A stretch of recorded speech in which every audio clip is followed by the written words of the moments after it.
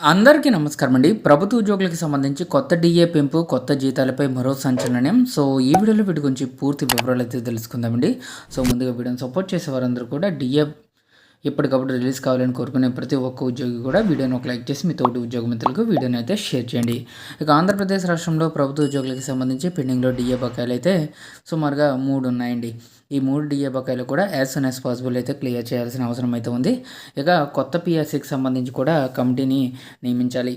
అలాగే ఈలోగా 30% మధ్యంతర భృతిని కూడా ప్రకటించాలని చెప్పేసి ప్రభుత్వ ఉద్యోగులు ఎప్పటి నుంచో డిమాండ్లు అయితే చేస్తున్నారు. ఇకపోతే సెంట్రల్ ఎంప్లాయీస్కి సంబంధించి కొత్త పిఆర్సీకి సంబంధించి కమిటీని అయితే వేయడం జరిగింది. అలాగే ఇప్పుడు కొత్త డిఏ వస్తే కనుక అది కొత్త పిఆర్సీకి అనుగుణంగానే వస్తుందండి. సో ఈ వీడియోలో వీటి గురించి పూర్తి వివరాలు అయితే తెలుసుకుందాం. హోళీకి ముందే ఉద్యోగులకు డిఏ పెంపు. పెరుగుతున్న ధరలకు పరిహారంగా కేంద్ర ప్రభుత్వం ఏటా 2 సార్లు డిఏని అయితే ఇస్తూ ఉంటారు. అయితే ఆ డిఏ అనేది ఉద్యోగులకు, డిఆర్ అనేది పెన్షనర్లకు వర్తిస్తుంది. ప్రతిసారి మార్చిలో హోళీ సమయంలో ఒకసారి, దీపావళి సమయంలో మరొకసారి డిఏని ప్రకటిస్తారు. ఆలస్యంగా ప్రకటించిన ఈ పెంపు మాత్రం జనవరి 1, జూలై 1 నుంచి అమల్లోకి అయితే వస్తూ ఉంటుంది. అంటే దీనికి తగ్గట్లుగా ఇక్కడ అరియర్స్ బకాయిలు కూడా కలిపి చెల్లిస్తారని చెప్పుకోవచ్చు. ఇక డిఏ అనేది కూడా వేతన సంఘం సిఫార్సులకు అనుగుణంగానే ఉంటుంది. ఇప్పటికే 7వ వేతన సంఘం డిసెంబర్ 31తో ముగిసింది కదండి. ఇక 8వ వేతన సంఘం అమల్లోకి రాలేదు, కానీ దీనికి మరింత సమయం పడుతుంది.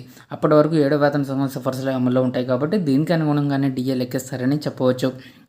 డిఆర్ పెంచినా ఇది బేసిక్ శాలరీపై వర్తిస్తుంది కనుక దీనికి అనుగుణంగానే చేతికి అందే శాలరీ పెరుగుతుంది. ఇప్పుడు డిసెంబర్ నెలకు సంబంధించి ఏఐసిపిఐ ఇండెక్స్ డబ్ల్యూ డేటా ఆధారంగా డిఏ 2% మాత్రమే పెరగాల్సి ఉంటుందని తెలిసింది. ప్రస్తుతం డిఏ 58%గా ఉండగా అది 60%కి చేరుకోబోతుంది అన్నమాట. ఈసారి హోళీకి ముందే దీనిపై ప్రకటన ఉంటుందని విశ్వసనీయ వర్గాల సమాచారం.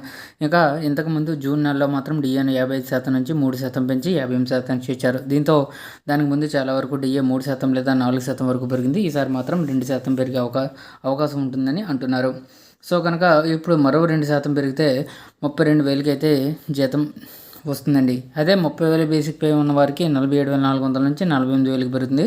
ఇక 40,000 బేసిక్ పే ఉంటే 58% డిఏ లెక్కన ఇది 63,200గా ఉంటే 60% చూస్తే కనుక 64,000కి అయితే చేరుకుంటుంది. ఈ విధంగా జీతాల్లో హైక్ అయితే ఉంటుంది.